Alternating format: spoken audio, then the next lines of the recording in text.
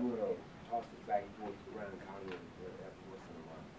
Again, good afternoon. Thanks for letting us come by and just talk for a little while, but mainly to ask questions about pension. First thing we'll get off the table is that if you invested 10 years, you're good. Yes. And you might say, because this is a question, I'll go ahead and answer it now. Well, if you're talking about closing that plan, and nobody else is going to be going in it, and people are going to be leaving, when it go broke, the answer is, this is why this problem is so large. We have to, by law, maintain it for those folks who are in it and those who are already retired. By law, we cannot change that. So if you invested and you're still here, you're covered. If you have retired or have folks who retired, you might even stay and listen if you want to, but there's absolutely no discussion. And it wouldn't matter even if we were discussing it because the Tennessee law does not permit that. So this is not about changing pensions for those who are vested or those who are drawing their checks already, okay? Now, this is not about trying to find somebody bad to blame for this. This is not about trying to say, well, that pension has just been too big. The employees have just been getting too much. Nothing to do with any of that. As a matter of fact, what got us here is bigger than all of us. It's not going to do any good to try to find, oh, city council, oh, Harry, oh, Larry, oh, the employees got too much. That 12 and out thing, that's what goofed it up. Again, I'm not going to waste what voice I have on that because it doesn't solve anything. Do we have money in the pension today? Absolutely, yes. Oh, $2 billion. And if that were the end of the story, we'd break the meeting up right now and say that's it. But what, by law, I have to take two oaths, and I take office, one as mayor and one as chairman of the pension board. And I have a responsibility not merely to say, do we have enough money now? But I have to say, what about 10 years? What about 20 years? What about 30 years? Because quite frankly, for those who have not retired, that's what matters. You're not sitting there saying, what's in the pension plan? Because you're not working. But when you do leave 2 years from now, and you're out there 8 years, will it still be there? That's what we have to plan for. So when folks say, oh man, there's a lot of money in the pension plan today, and it's just as back when the recession started, we were way up, almost too big. It dropped. So there's just nothing that's guaranteed in the future, and that's what we're having to plan for, so that we do not end up. And I said at the early meeting, this is not about panic. Oh, y'all gonna be like Detroit. Y'all gonna be like Chicago. No, we're not there. We're nowhere near that. So this is not about this. What this is about is saying that 10 years down the road, 20 years down the road, 30 years down the road, we don't want to be there. And if we get started now, that question will never come up. And that's why we're working on it now. The future. Politically, it would be easier for me to just pretend that it wasn't there. That would be very easy. People would like me. Nobody would sit and frown at me. So it's just fine. It's just fine. Who's trying to worry about that? But you can't do that. It's just, because I know that down the road we've got some big challenges. So we'll go through those in just a minute. So again, best retired already, nothing. Not about trying to find somebody to blame this on. This is about going forward. It's not about panicking. We're not trying to frighten anybody. It's just say, hey, let's get together and work this thing out. Where do we go? December 17th, I will go to the city council and give them a report just like this. We will make a recommendation. This is why I'm trying to get all these meetings done before the 17th, so that any questions you have, you can ask us today, or if you think of them later on, go to the website, send us an email, phone call, note, or whatever. If you have suggestions, Mr. Malone from firefighter had a number of suggestions at the earlier meeting. We want suggestions. We're not claiming that we know all the answers. So this is what it's about. I'm going to turn it over to Brian Collins, Director of Finance, who's going to talk about this, how we got here, what this term unfunded liability means, and why we have to deal with it today. Hopefully my voice will stay a little bit better. What the mayor wants me to talk about real quick is unfunded liability. That seems to be the phrase that's at the bottom of all of the bad news we're hearing. And the best way to explain it is to try to start out with a real simple case, and then from that try to apply that to what's happening with our pension funds. I'm going to use my friend Director Robinson for my simple example. And what I want to talk about is something, the time value of money. Director Robinson and I have made a deal that 1 year from now, I am going to owe Director Robinson $105. That's the deal, for whatever reason. But it's owed to you, I owe it. And I'm trying to figure out how I'm going to pay that. And Director Robinson is very concerned about getting paid. So what we talk about is, well, what have you got? And I said, well, I got $100 cash right now. And it's like, great, I'm going to put that in the bank, and I'm going to put it in a CD, and it's going to earn 5%. So you guys can do all of the math on that, right?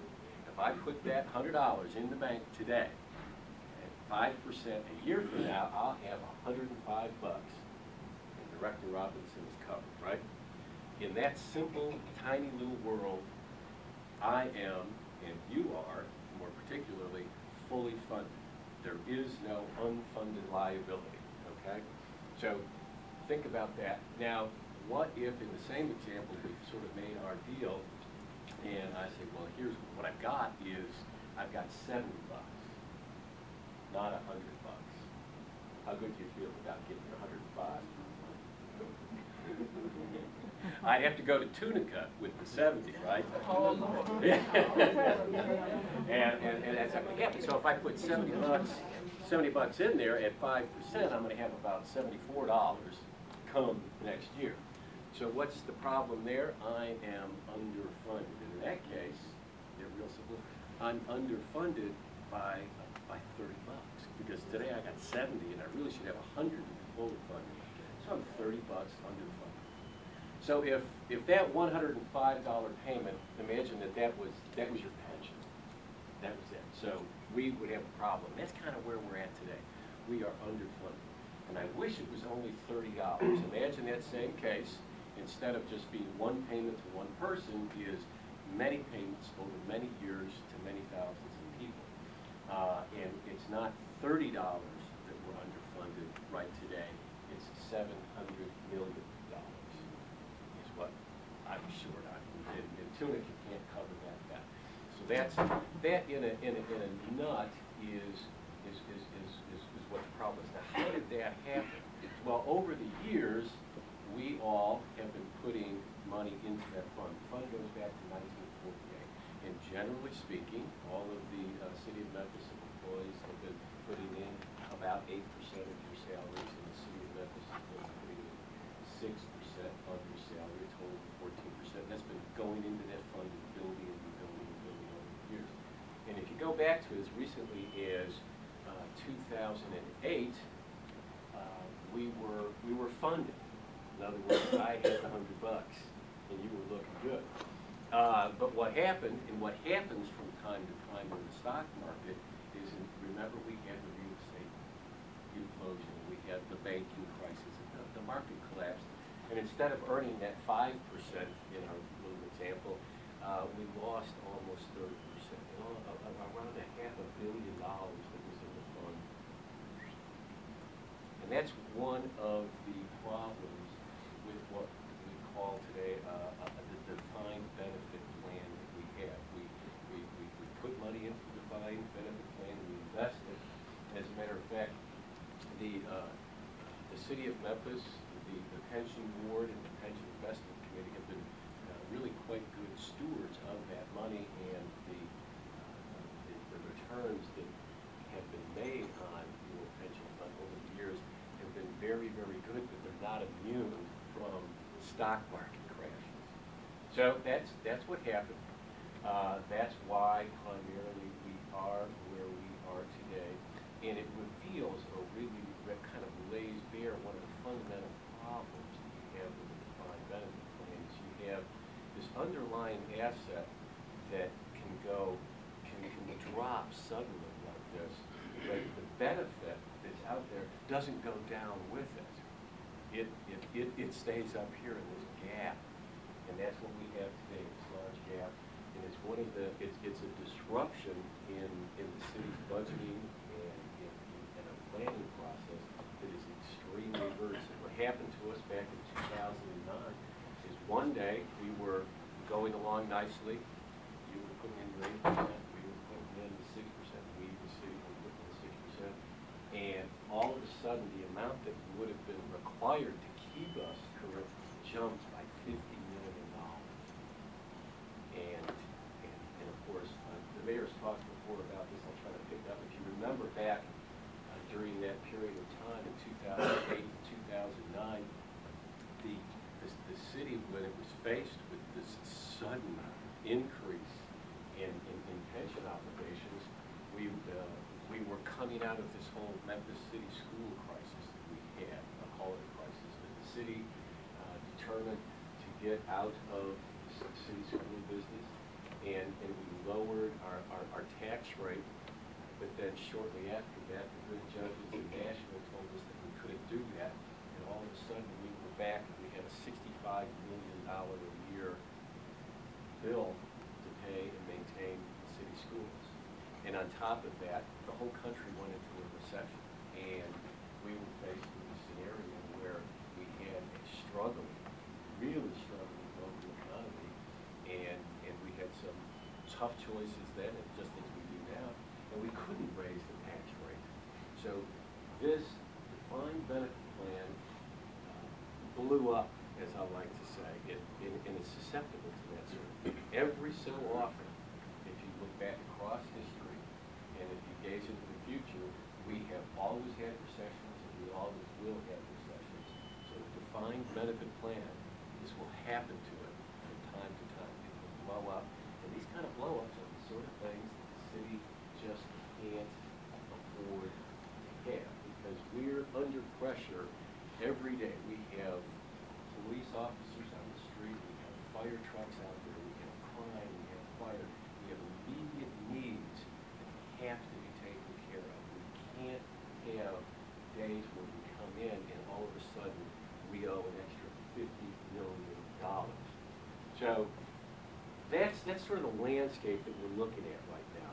Now going for the $700 million, this unfunded liability, that unfunded liability is absolutely the obligation of the city.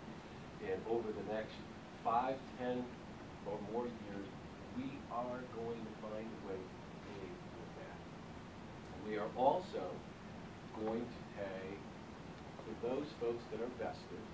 They will still continue in the future. Your 8% is going, the city's 6% is going to go in, and the city has to legally, ethically, and morally are going to fulfill the obligations in those defined benefit plans.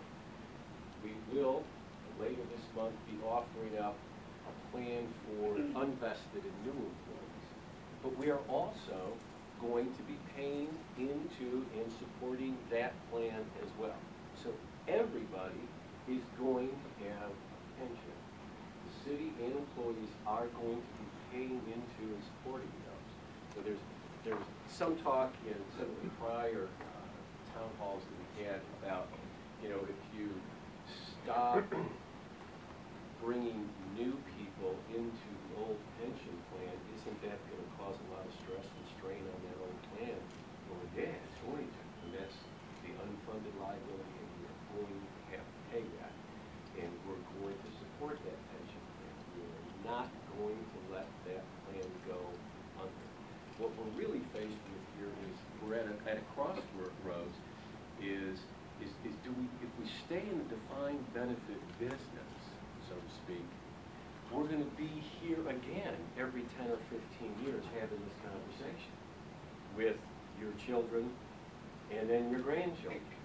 So what we're talking about now is we look at the defined benefit plan and we say, yes, we're going to live up to those obligations. We're going to make sure that every pensioner gets paid the rest of their lives as promised. If you have been here for 10 years, you're entitled to that pension. You're going to keep paying into it to your last day, and you're going to get the benefits that are in the plan when you retire. It's just, we have to wean ourselves from this defined benefit thing so that in the future, there is stability from year to year, so that Memphis city government, when they put a budget together in the future, when our grandchildren are here, when we've got a new mayor and a new finance director, they won't be sitting around wondering whether or not they're going to have a $50 million blow up that's going to take police officers off the street and fire trucks off the street. We just can't have that. So it's a long, long process. We're starting today to talk about it, and I'll turn it back over to the mayor. We have not chosen a particular plan.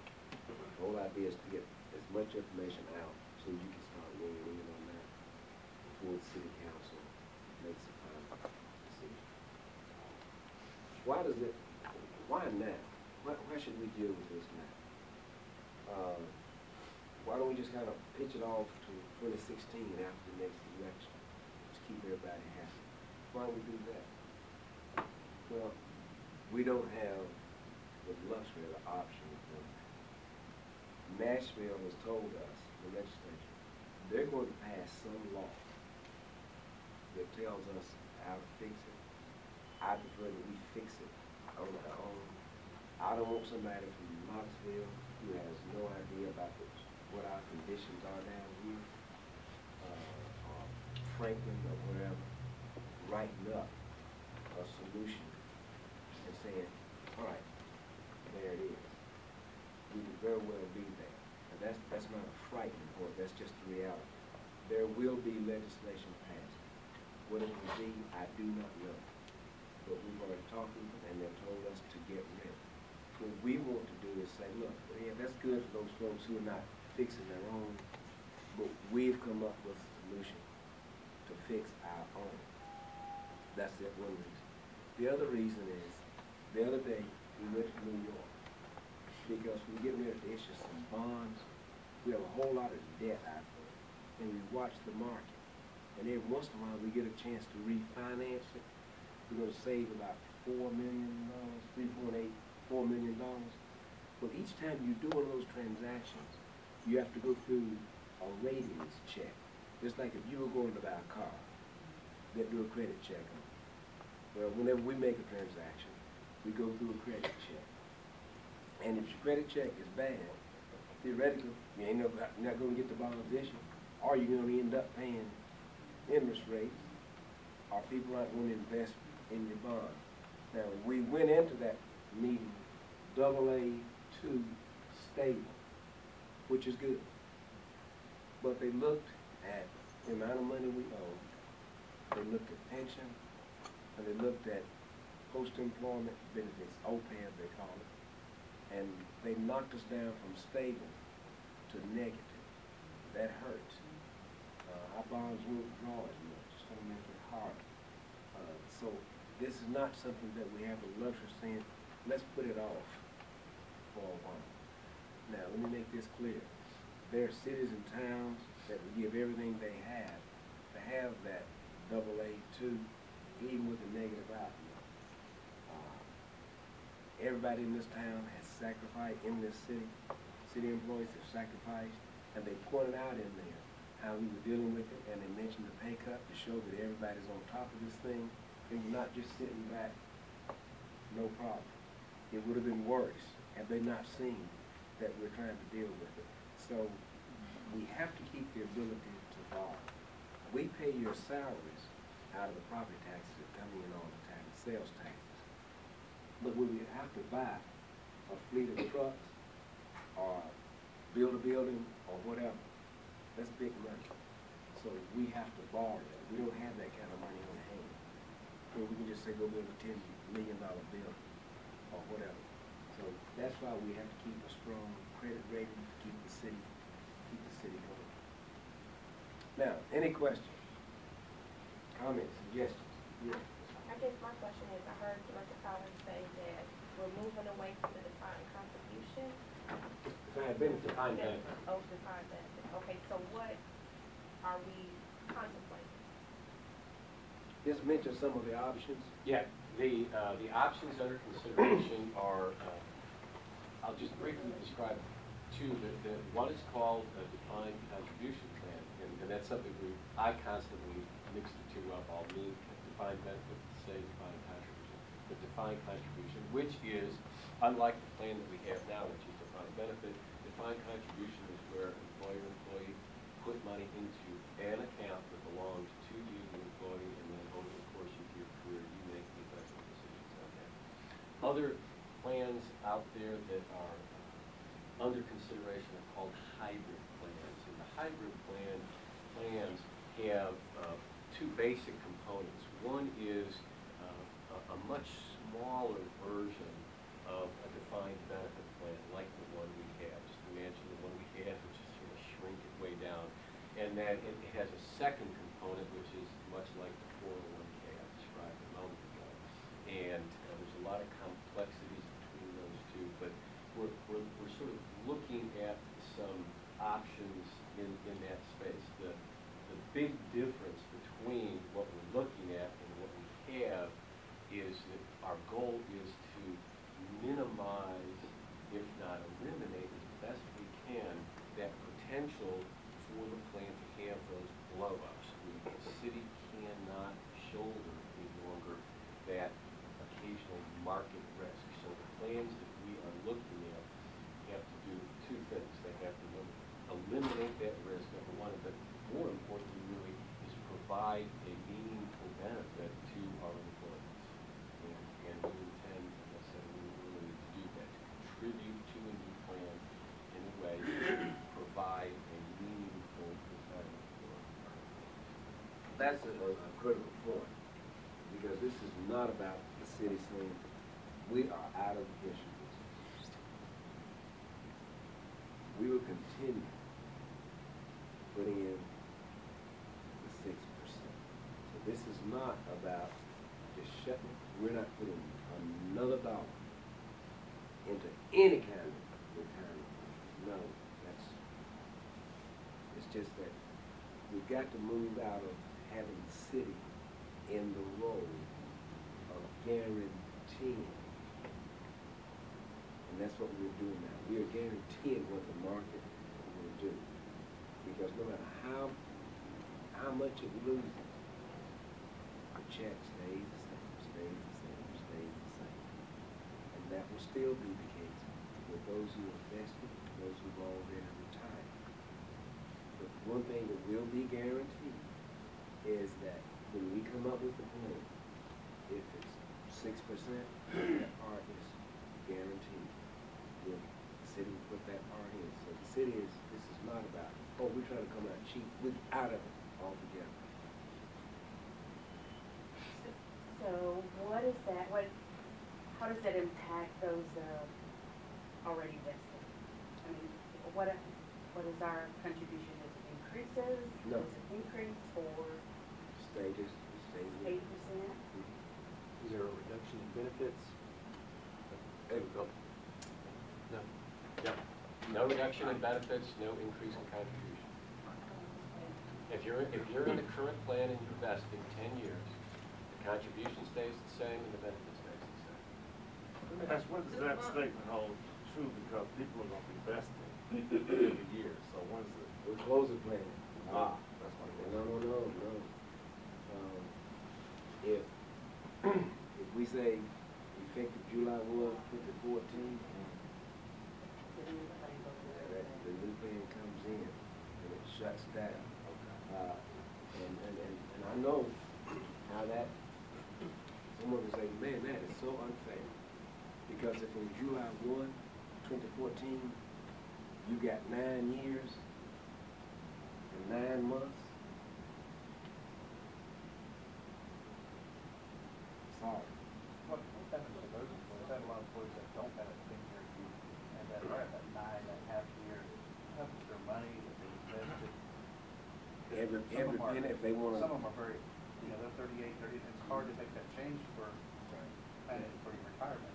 There are any number of ways to deal with that. Obviously, you get that back. If you want to say, I'm out of here, you get every penny and the multiplier, you get that back. But now, do you want to roll it over into the new plan? Those are the decisions that will have to be made. You want to just say, hey, about y'all, I'll go over here and do my own thing? But we have not made that decision. So what type of time frame are we contemplating in terms of getting the message out and the debate, and then for the employees to actually be at that point where they have to make the decision? The question was, what kind of time frame? We want this to be effective for the new budget year, which is July 1. When we start on the budget, 8 to 15, and we go down to the middle of the budget. A little different, the funds you mentioned, are the bonus, talk about some of the that contribute to the benefits plan somewhere or another. When you put that in, I got a little confused. No, the question was, I mentioned that we went to New York, we're borrowing some money, we're refinancing to say, it's like refinancing your house. We do the same thing on debt. If we can retire some old bonds at a higher rate and pick up new bonds at a lower rate of interest, we do it. We had a deal where we could save about $4 million, but we have to go through a credit check for anybody would issue those bonds for us. That has nothing to do with the pension. I simply mentioned that one of the things they look at when they decide whether they're going to sell your bonds for you or not is your pension situation. And that's one of the things they looked at, and they downgraded us. That means we will not get as much of a return on those bonds had we had a stronger credit rating. So the monies that you make on the bonds, they don't contribute to any of the bills that you have to pay? No. It's just saving money, saving money. Well, that's usually that 3.8, say $4 million. If we didn't have it and we needed it, that would be 4 cents on the tax rate. That's why we have to do stuff like that. All right. Basically, since we're government employees, we're not looking for Social Security. Social Security kind of is a defined benefit type of plan. I mean, would that be part of consideration when y'all try to figure out a new plan that goes to maybe the hybrid? Because if you're in the private sector, you're in a 401k, you still have something of a safety net with Social Security. You wouldn't have that as consideration. Oh, absolutely. The question is, when we pick a plan, will we take into effect that what you get under this plan is all you have because you're not in Social Security? Absolutely. Absolutely. Mr. Mayor, Yes, sir. I'm not a smart person, so you're gonna have to explain. No, I'm not. I've got 28 years, half years. And you're saying as long as I stay after June 1st, 2014, you're gonna continue contributing to my pension. Yeah. I have a son that's got a year on. He's in the Social Security. Plus now you're gonna put him on the board. If you're having trouble with mine, how are you gonna be true? Well, because But you're gonna have to stay in Social Security. no, we don't have to do this Social Security. No. Your son, who is a Social Security employee and not a pension employee, this is two different. bonds, Yeah. Currently, he is in pension fund. He's on. But Yeah, Social Security. he will be affected by the changes if they're approved by That's the correct. council. That's correct. But he was in Social Security when he came to the city, right? And he earned his score. Right. So he didn't, we don't have to get him It's a pension here, we don't pay Social Security. But let me go back to your question. The question is, if I'm standing here saying we got a big hole now, $700 million, with one plan, and I'm standing up here now saying we're gonna have 2 plans, that's like saying I got 1 child and I can't make it, but my wife and I gonna have 3 more. That doesn't seem to add up. No. where our liability is growing, what's causing us trouble, is on the existing plan. Because we have guaranteed a return on that plan, regardless of what the investment makes. When we take that 14%, 8 from you, 6 from us, on the present plan, we have guaranteed all the retirees out there already, and the ones who are invested now, we have guaranteed them a certain amount upon retirement. That's what's costing us right there, just having that guarantee out there. We're having to log money in and just pile it up out there to cover everything. Once we get out from under that obligation, then it eases up on us. We don't have that pressure out there of continuing to throw money into that, trying to fill that $700 million hole. Why? Because that hole can't get any bigger. Why? Because we've closed it down and nobody's going in. That caps that liability.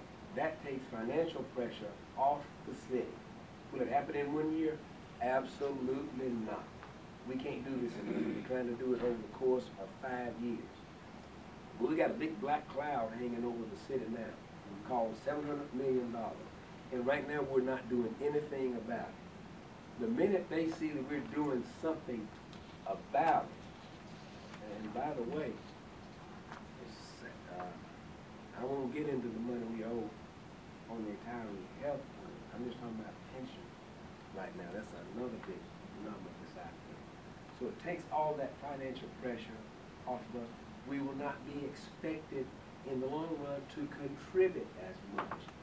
Our annual required contribution will drop. We will be able then to take this other plan, which doesn't guarantee. Right now, we're supposed to be putting in $90 million a year. We're putting in 20. A part of that 90 is going up there for that 700 million. Once we start squeezing that 700 million, that 90 that we're supposed to be putting in now starts coming down. We know what we're going to put in. We know what we're going to put in. We won't have to set aside reserves in case the stock market does this, because we know it's what? 6% of the stock. And that's it. But right now, we're having to put money in to meet that great big number, that 700 million there. And that number's growing. Last year was 642. In 1 year's time, it went from 642 million to 709 million. And it took, actually that 90 that I'm telling you is 101 million. That's what we're supposed to be putting in right now. That's how fast it's. You ever seen kudzu down there in Mississippi? It's growing like kudzu, seriously. I mean, it's growing that fast. What about the guy with 11 years? He's fine. He'll be fine. Yeah. He's going to be able to continue to contribute what he contributes. Yes. So we're not going to follow suit with Detroit. Bankrupt. Not if, that's why we're moving that. I don't want any judge. Judges are doing that. Yes, I understand. I've read it. You haven't had a city that got its situation straightened out. You haven't seen that happen. And that's what we're trying to do. Only when you end up getting the judges or the legislature. Judge did it in Michigan. The legislature did it in Chicago. We have a chance to do it our way now as opposed to sending it off to Nashville or some judge sometime. Based on the information that you have now, what you know now, and I know you got some other things to consider before you make your decision on what you're going to recommend to the city council, but based on your information, are you leaning toward any particular plan?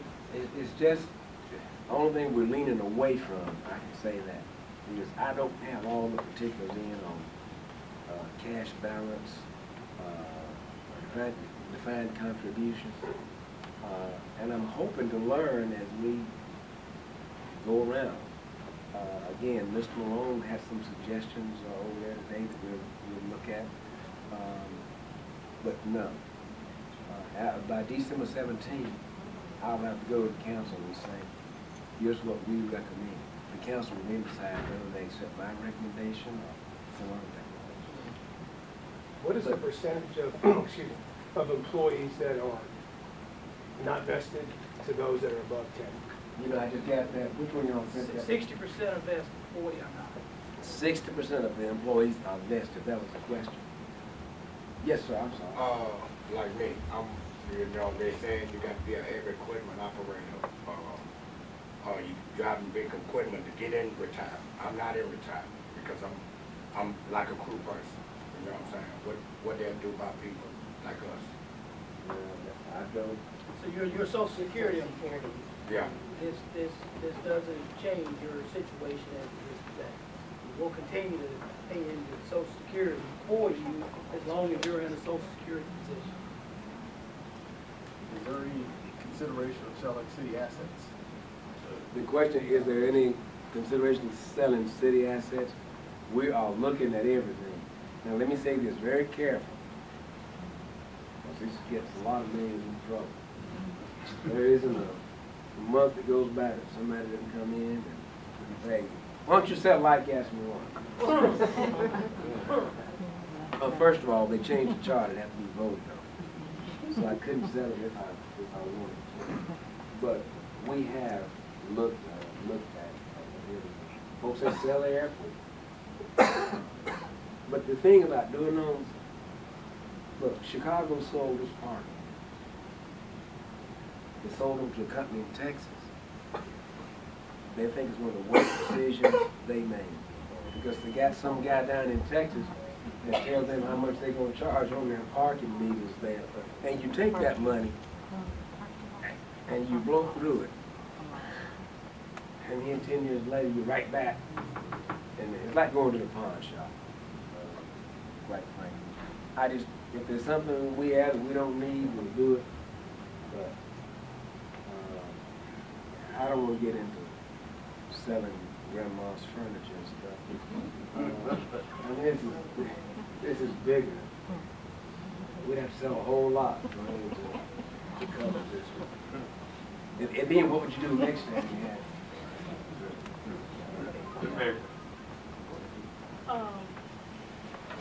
I want to get back to, my question is to the 40% that's not invested. You said that if everything is settled by July 1st of 2014, if you have 9.5 years, you won't be a part of that vesting. Is that correct, what you said? Yes, okay. yes. All right, now, those that are under, just say that it does go to this January 2014, and those that are under the 9.5 years,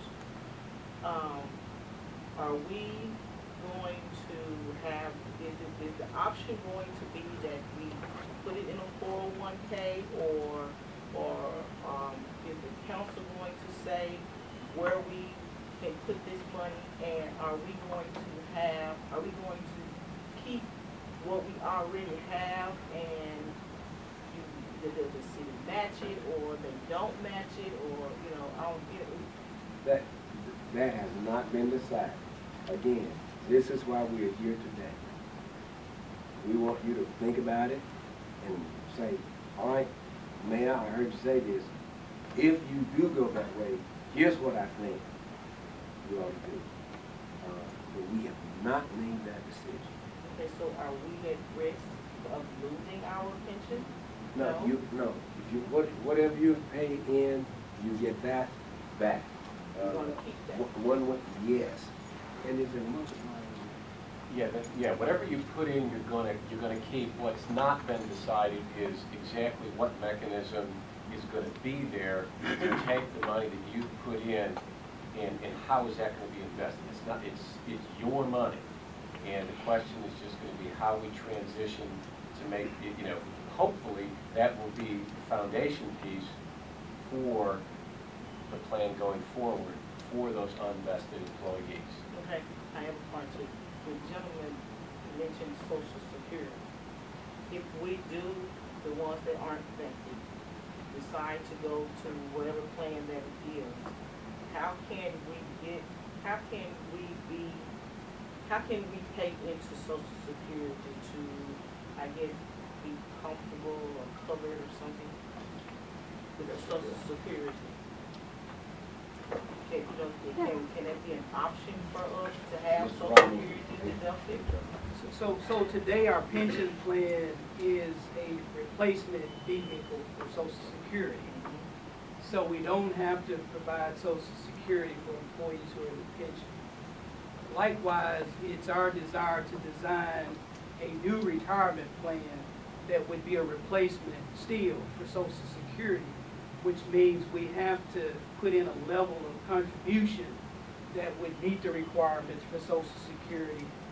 And the retirement plan that we design has to produce a retirement benefit that is as good as what you would get from Social Security. So if you meet those thresholds, then you don't have to put in a new retirement plan and then layer Social Security on top of it. Okay, I'm asking questions that we're told to ask. Sure, that's told to fine.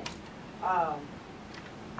If I wanted to take, could I have the option of taking my pension that I have now and put it somewhere else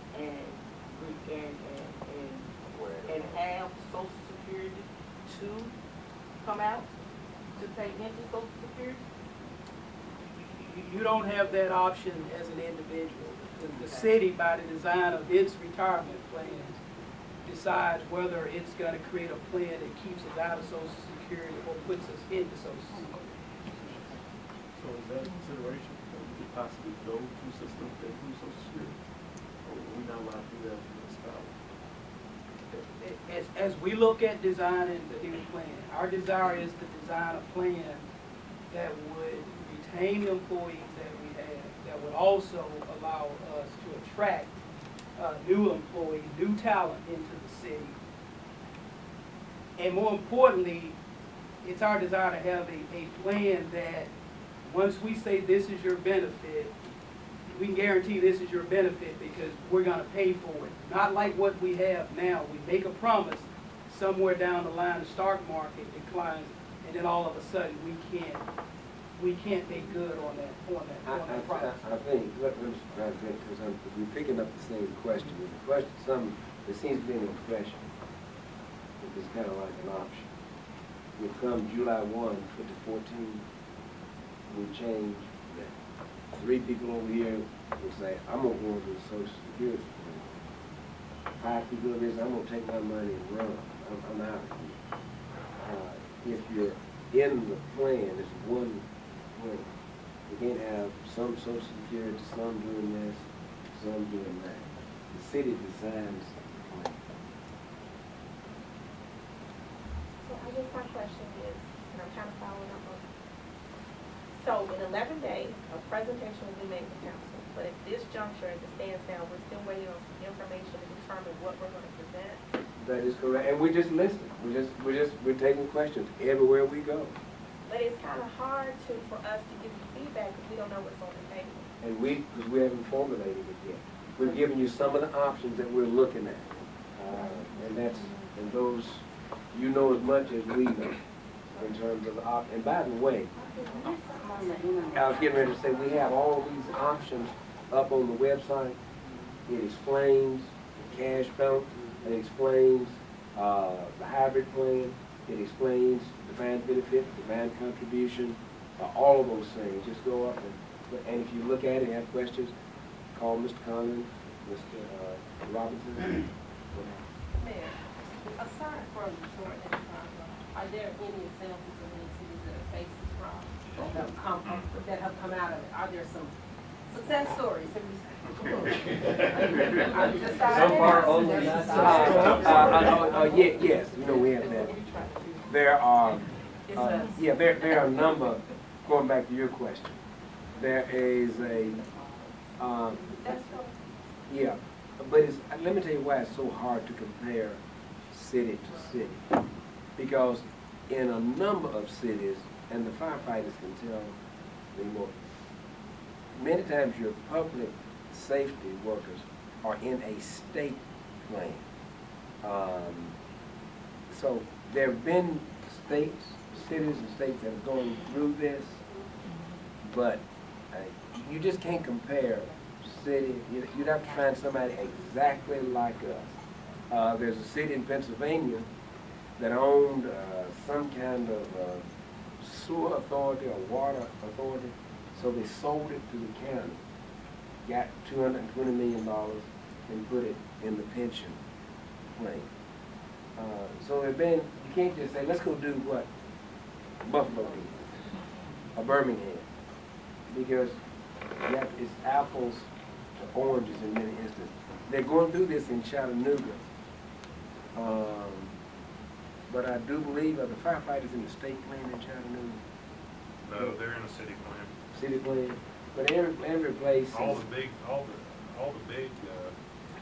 cities, the big 4 or 5, Nashville, Knoxville, Chattanooga, all their are in the city plans. Lexington, Kentucky went through this, and they've come out, but again, their public safety workers are in the state plan. Yes, there are a number of cities that have gone through. We've looked at all of those, but every city is different. Is it a given that the defined benefit plan is going to be ended, or is it possible that the council can say we want to continue? Well, the council can say they want to continue. Then what happens? They have to come up with the money. That's the only thing. Oh, look, let me tell you, it'll make my job easy. All these towns home me. If they were to tell me, AC, don't worry about it, we're going to raise taxes to wipe that out, man, that would be a Christmas present. But they'd have to raise taxes by 60 plus cents. Or over 60 cents. And that ain't going to happen. But again, look, talk to the council. If they've got a better answer, I'm all ears. Mayor, I just have one last question. And I think I understand it, but I just kind of want to hear the breakdown on this. There's been a lot of discussion about purchasing, like, I guess, or just putting money back into the community to make it better. The Redbirds and all of that. Is there any correlation between the money that we would spend with that and the pension, or the two separate funds? Question was, you hear, they say, this guy's talking about the pension man's broke, but they're going to vote Monday on buying a ballpark. That picture doesn't line up right. Okay? And I can certainly understand that. But again, you're right. You're talking about two separate pools of money. Even if we said, forget about that ballpark, we couldn't go over there, that's CIP money, we couldn't take it and bring it over here and say, now we got the pension. Plus, let me give you the other side of that too. Y'all read every day about it, all the businesses heading to Mississippi, because Mississippi has a state income tax, and they have better subsidies to get industries in there without jacking around with the property tax. We got to find something to keep us in the game. And tourism, folks coming in here to go to the Liberty Bowl, go to FedEx Forum, to go to the ball game, to go to Beale Street. We got it. I don't want the ballpark to turn into a hole. That's one of the worst decisions I've had to make. Out of all the things, I was not looking to get into that. But I don't want a hole down there on the corner of Third and Union. And the Cardinals are going to invest in it. My head is not ready for that, but we don't control the folks who hold the bonds on that. We weren't just going around here saying, I think I'll go buy a ballpark. What happened is the foundation that owned it defaulted on the bonds. A hedge fund in New York bought them. They're in it to make money, and they drive a hard bargain.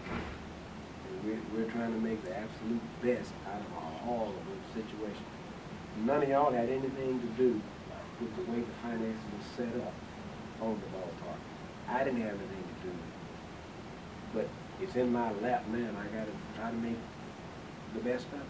That's just it. I don't have the option of saying, we never should have gotten into that thing. Well, we're in it. And it's not gonna do any good for me to put my head in this. I'm not going to play. And I promise you, me and you'll be together for a few years.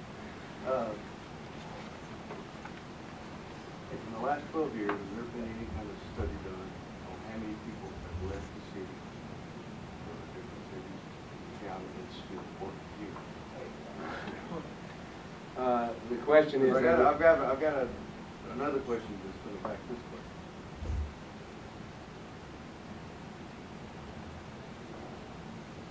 I thought you my guys second both question, went. okay, no, never mind. My next question is about 8.5 years ago, I was assigned to Fire Station 8 on Mississippi Boulevard. I made lieutenant 16 years ago. I'm waiting until it was over, and now I'm sleeping in the same bed at that fire station that I did 28.5 years as a lieutenant. And I'm not intending on leaving the station because that's home. But I've seen the Fowler homes torn down. Lauderdale, not Lauderdale, but Lamar Terrace, going down. The Clayton going down. Now, they're being replaced. Firefighter killers buildings with truss plates. The construction cost different. Anyway, what my point is, it's not a racial point, it's a culture point. When you move these people to different places, they're in a completely different culture than they were raised in. People in a culture that have no idea what culture these people. I'm just a lucky one to see where they come from. And then that be a reason that people are leaving. The question is why people are leaving. Everybody leaves for a different reason. My job, I hear everybody got mad at their hearings when he said something about people leaving. My job is to try to take care of the folks who stay, and that's what I'm not going to lose a lot of sleep about folks who exercise their American choice. My job is that not tax on leaving? I know, but if I take care of it is my concern. It is my concern, but I got to make sure that we keep the streets clean, that we keep the place safe, and I'm gonna bring in that big to spend a whole lot. That's what but folks are also coming back this time. We have one of the largest downtown populations you will find in any city. So it's okay to be concerned about those who have left. That's their right, and I will not begrudge them. But my job that I'm focusing on is how do I make this the most attractive place for those who are staying. And I don't know why folks, and that will take care of those, maybe they will come back. Some of them are coming back. This gentleman has a question. As you investigate the options, would you include a panel of positive non-vested employees to go along through the process, through the decision-making process and all the options that y'all looking at? That's good. We all get from there. One of those non-vested folks. And whether you join a group or whatever, if you have a suggestion, shoot it to them. Just a quick follow-up to Lynette's question that wasn't really necessarily answered. Outside of AutoZone Park and Sears Crosstown, because I understand the financing behind that, but CIP projects such as Electrolux, the whatever you call that thing down there at Bill in the Riverside, Bill Street Landing, which is way over budget, and all the other CIP projects that are financed by the city. Those projects are paid for by operating budget dollars, correct? Debt service. Yeah, which is operating, I mean, it's property taxes are paying for that, okay. Absolutely. Because there's very often a distinction amongst administration folks saying that's two different budgets. Yes, it is, but it takes operating budget dollars to pay off those The debt CIP service. projects. Right, right. Let me, and that's always, this is why we're not afraid to come out and talk, or put the plan on the table. There'll always be disagreements on, should we do anything to bring these companies in here? Well, show me a state or a city that's not coming up with incentives. Go and look at what St. Louis has pulled together to try to get Boeing to move next. 175 million for starters. Look, that shouldn't be the game, but that's what it is now. So if we just stop and say, and we're not going to do that, well, we're already getting our clock cleaned by Mississippi and Arkansas. And if we're ever going to turn this city around, we got to grow it. And the way you grow a city is people get good jobs. So far, Electrolux and Mitsubishi have kept their promises. The construction money overwhelmingly went to Memphis companies, which they agreed to do. Same thing on Mitsubishi. We did the same thing on Bass Pro. We did the same thing on Fairground. So it's not as if that money's all going somewhere else. Just in the construction phase alone, people in Memphis go to work on those jobs. So it's a fair debate, and I wished I had another way. I wish we had the Mississippi way, but we don't have the Mississippi because we don't have an income tax. It's an ideal way they do it down there, and I'll close it out on this.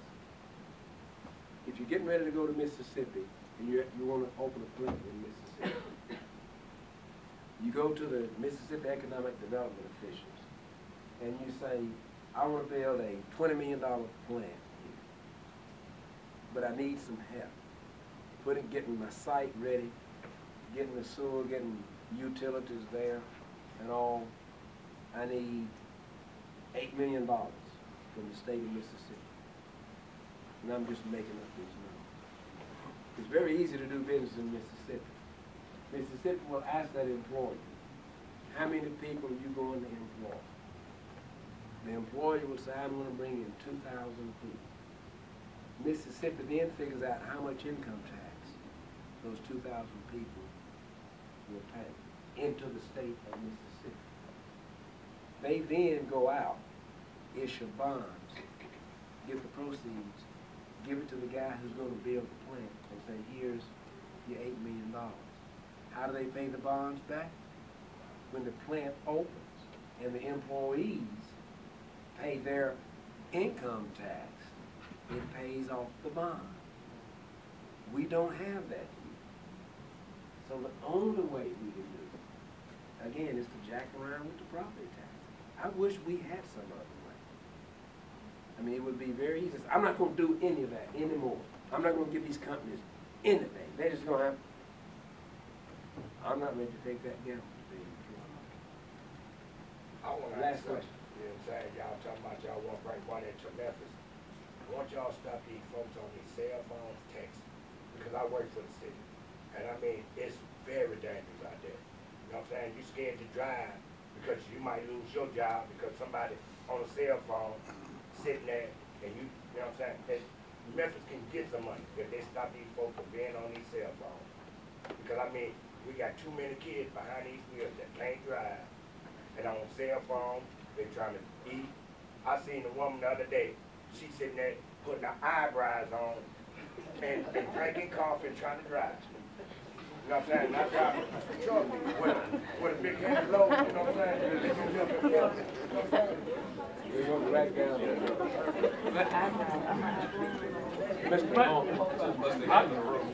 I'll close out this, Mayor. Joe Norman, Vice President of the Firefighter Association, and I've heard a lot of the questions, comments, and I really got more probably of a statement than a question. But this is our third town hall meeting, and we plan on trying to attend all of them and get something useful from each one, and hopefully we provide some useful information as well. A surmise of everything, all the questions brought out here, my assessment and correct me if I'm wrong, is that for the non-vested employees and any new employees, if we go to a defined contribution plan, it's not the city's intent, and it's against the law, as I understand it, to pay into Social Security. So investments such as those that are in the pension plan are designed to produce positive results in the long run. In 2008, this plan's been in effect since 1948. In 2008, when the market took a dive, and only used the age of 65, an employee at age 65 retired in 2008, their benefits were guaranteed.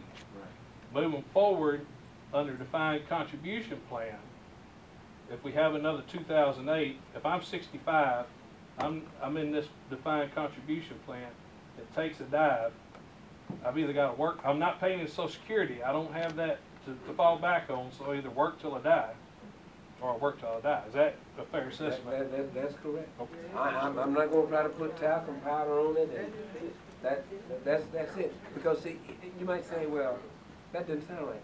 But see, I have to look out for the folks who don't work for the city also. Because where do we get the money? In order for me to guarantee your pension, I have to go to the folks who don't even have a pension plan and raise their property taxes. The vast majority of the people doing day work here don't have any kind of pension plan. Okay? So that's horrible. That would be a horrible situation. But how would A.C. Wharton answer that? I would have to go to the taxpayers and say, uh-oh, I had this plan down here for my employees, and it ran a little short, so Madam Day Worker, I'm going to have to increase your property tax. That doesn't rest well with people. Now, if I said I have to increase your property taxes because we need to hire more police officers, firefighters, or whatever, that's one thing. But to go to the taxpayers and say, we need to increase your taxes to beef up the pension plan, that would be the alternative. Listen, keep in mind the way I started, this is not about finding fault. It's not about who do you blame for this. Are the employees getting too much?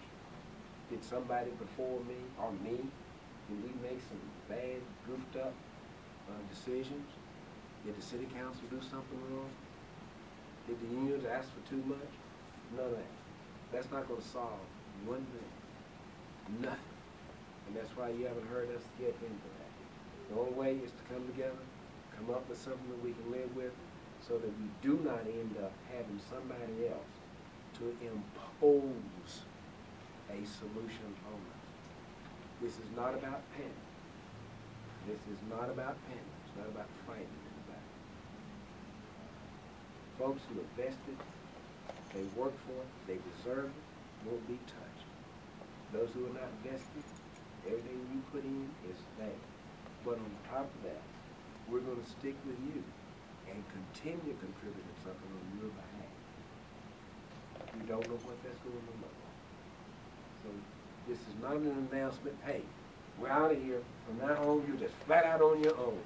You ain't getting nothing from us. It's just we've got to switch from one thing to another. Thank you for everything you've done for the city of Memphis. Have a great holiday period. Thank you all so much.